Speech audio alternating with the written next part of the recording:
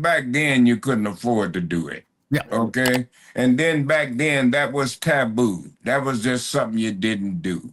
Yeah. So now everything has changed. And so you know what I mean? I think it's good. You know what I mean? Maybe they keep everybody on their toes. Now we'll see who's the best man.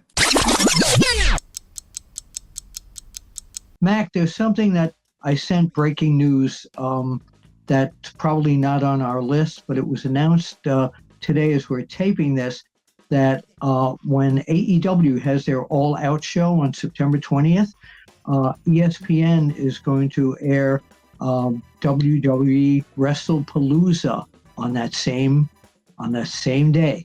So we've got AEW and WWE saying these guys are running on September 20th. Wrestlepalooza. We're going to have John Cena on. They're going to have Cody Rhodes on. All their big stars are going to be on for this whole big debut of their relationship with ESPN against AEW on pay-per-view. Teddy, what do you think about that? Because here's where I go.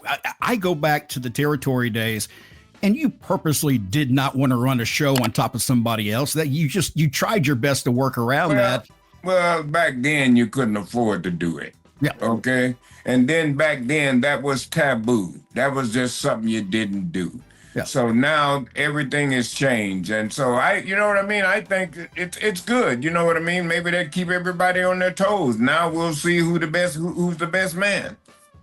You know, I think going after AEW, I fully understand that as the business model and how to make money. And if you want to make them kind of fade away to the background, you're doing kind of basically what was back in my day, radio wars, where you kind of threw these bombs and roadblocks in front of people so they couldn't advance. But you embarrass them.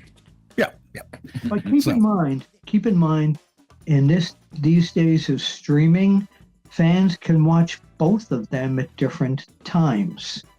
Because if you can get the pay-per-view from AEW even after it happens, and I would think that WWE/ESPN has a way to do that, and if not, people watch WWE and then they'll go over to AEW.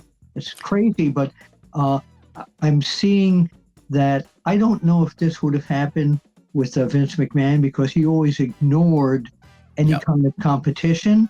So when the WWE is saying AEW is no competition, then why are they doing this?